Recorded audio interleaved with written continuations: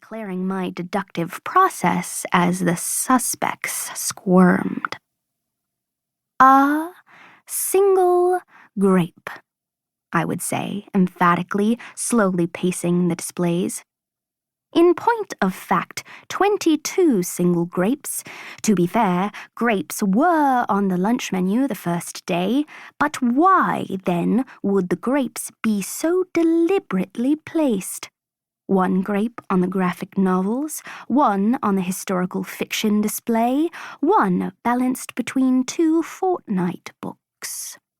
Then I would swing around, eyes wide, pointing at Dante. "You like fortnight, don't you, Dante?" A smile instinctively tugs at the corners of my mouth as I imagine myself with a Sherlock Holmes-esque cap, talking the perpetrators into a corner. But then, a real confession jerks me out of the fantasy. "Okay," Sukhjat says, looking up at Mr. Kovacha with a frown. "We thought it would be funny."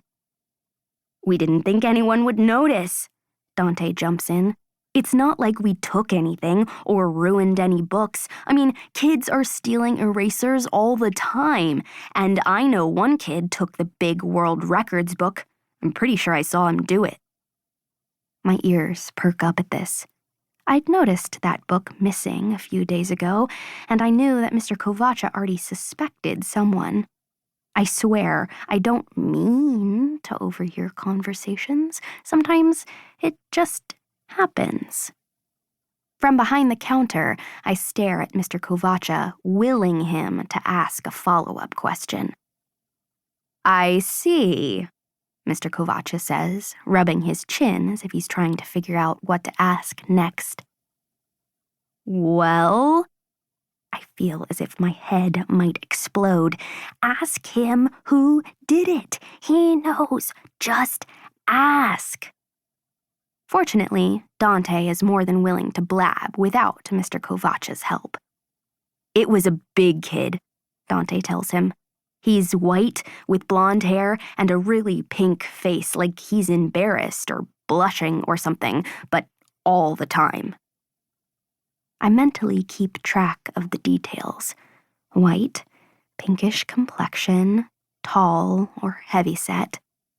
That totally fits with Aiden Rollhausen, the kid I'd overheard Mr. Kovacha talking about with Vice Principal Lopez. "Okay, Alan. Thanks for telling me that," Mr. Kovacha says. "We're sorry, Mr. Kovacha," Sukhjat and Dante say in unison. Then, after this complete nothing burger of an interrogation, Mr. Kovacha says, "Thanks, kiddos. You can go back to class. Just cut it out with the grapes, okay?" He walks behind the desk next to me and dismisses the 2 sixth graders with a wave. When they've shuffled out, I turn to Mr. Kovacha.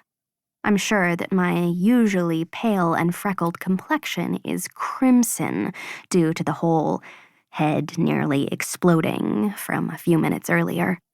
So I try to sound as casual as possible when I say, "Well, I guess it was that Aiden Rollhausen kid you thought it was, who stole the Guinness World Records book, I mean." Mr. Kovacha gives me an appraising look over the tip of his glasses. "How did you know I thought it was Aiden?" My face heats up, and I imagine I must be full tomato color by now. "You talk pretty loud." "You're very observant, aren't you, Drew?" "Some say that," I tell him with a shrug, usually while they're yelling at me. He laughs. "I like observant. It makes for a good librarian, you know? Think about it." I've got another career path in mind, but I still beam up at him. "Thanks, Mr. Kovacha." He looks at his office. "All right, I'll give Vice Principal Lopez a call about that stolen book now. Will you be okay running the counter?" I give him a thumbs up and watch as he slips into his office and closes the door. I'd agreed to stay to help during lunch today, but the rush usually doesn't start for another 10 minutes, until after kids eat their food. I reach into my backpack.